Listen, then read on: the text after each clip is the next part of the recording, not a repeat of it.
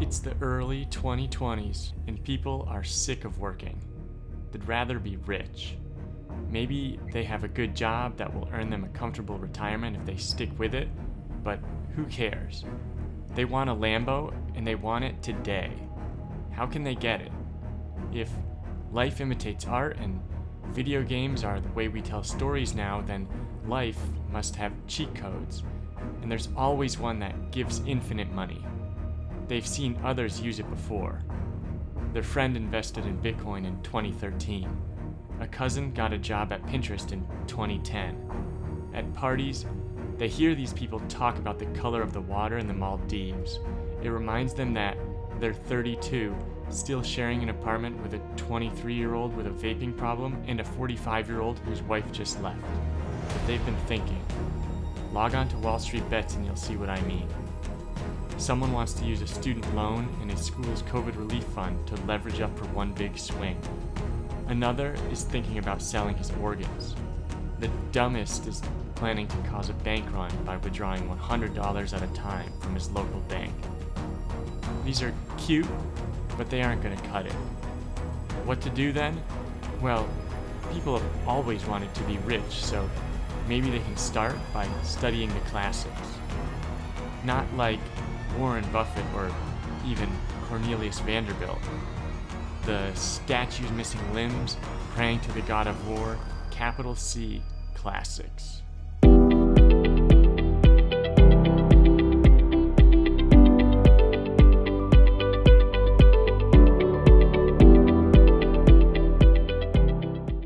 Our first case study is Roman Gaius Verus, who lived from about 120 to 40 BC. After engaging in lots of corruption and paying many bribes, Gaius found himself in the position of governor of Sicily. Apparently, political power was not enough for him though, so he engaged in a few extortion schemes in order to increase his wealth. His first tactic was to pick key slaves of Roman nobles and accuse them of plotting against the government. This was a very real threat at the time since it occurred during the Third Servile War, aka the Gladiator War, aka the War of Spartacus. I'm Spartacus! Since Gaius was also the governor, he had the power to then sentence the accused to death. From there, it was just a matter of dropping hints to the slave's owner that the life of the condemned could be saved by a large enough bribe. Another favorite of his was to accuse a landowner of harboring an escaped or rebellious slave. A slave that was conveniently fictional. When the accused was unable to produce the missing person, Gaius would have them jailed for defying his order. Again, their stint in prison could be avoided via an appropriately sized payment. Living at the same time as Gaius, but by far outshining him, was Marcus Licinius Crassus, aka the richest man in Rome. His wealth came mostly from real estate. Some he acquired simply by having low morals, like purchasing the seized homes of Rome's enemies on the cheap. More he gained through a thoughtful analysis of supply and demand, realizing that Rome had a fire problem and purchasing hundreds of slaves who were expert builders. He'd then buy fire-damaged homes and have them repaired. One final tactic he used is the one that would really make the Wall Street Bet degenerates proud. The cheat code involved starting his own fire department. Now, a simple mind might think, brilliant. With all the fires, there would be lots of people to pay him to come and save their houses. But you'd have the wrong business model. Crassus's fire brigade would see a fire breaking out, rush to the site of the fire, and then negotiate to purchase the home. If the owner refused, their home would just burn down, leaving them with nothing. If they allowed Crassus to purchase it, they'd at least have the pittance that he offered them. But Crassus could normally get that back too by renting their former home back to them.